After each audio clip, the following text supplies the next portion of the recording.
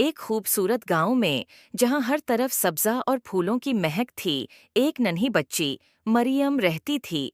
मरियम बहुत शरारती और चलबली थी और गांव के आसपास खेलना और नई जगहें तलाश करना उसका पसंदीदा मशगला था।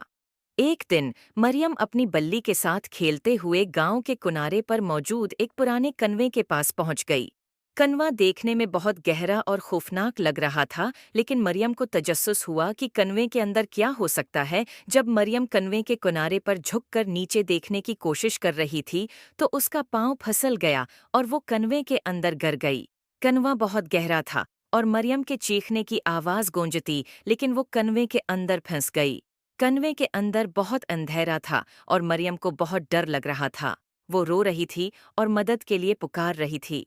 अचानक एक नर्म और चमकदार रोशनी कन्वे के अंदर फैल गई और मरियम ने देखा कि एक खूबसूरत परी उसके सामने नमूदार हो गई है।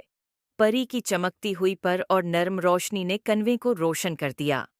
परी ने मरियम को तसल्ली देते हुए कहा, डरो मत, मैं तुम्हारी मदद के लिए आई हूँ। मरियम ने खौफजदा होकर कहा, आप कौन हैं?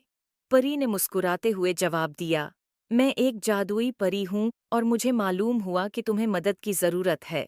परी ने अपने जादुई छुरी से रोशनी का एक दायरा बनाया और मरियम के इर्द-गिर्द फैला दिया। मरियम ने देखा कि उसके कदमों के नीचे ज़मीन हमवार हो गई है और उसका खौफ कम हो गया है। परी ने कहा, तुम्हारी हिफाजत मेरी जिम्मेदारी है। आओ, मैं तुम्हें यहाँ से बाहर ले चलूं। परी ने अपनी छुरी से एक रास्ता बनाया जो कन्वे के ऊपर तक जाता था। मरियम ने खौफजदा होकर पूछा, क्या मैं इस रास्ते से ऊपर चढ़ सकती हूँ? परी ने मुस्कुराकर कहा, हाँ, ये जादुई रास्ता तुम्हें महफूज तरीके से ऊपर ले जाएगा। मरियम ने हिम्मत जमा की और जादुई रास्ते पर कदम रखा।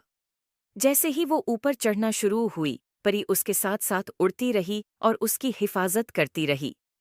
मरियम ने देखा कि कन्वे की दीवारों पर खूबसूरत मनाजर बने हुए हैं और वो देखकर खुश हो गई। आखिरकार मरियम कन्वे के ऊपर पहुंच गई और उसने खुशी से चीख मारी, मैं आज़ाद हो गई। परी ने मरियम को गले लगाया और कहा, तुम बहुत बहादुर हो, हमेशा अपनी हिम्मत को कायम रखना। उम्मीद है आपको स्टोरी पसंद आई होगी। Please like and subscribe my YouTube channel.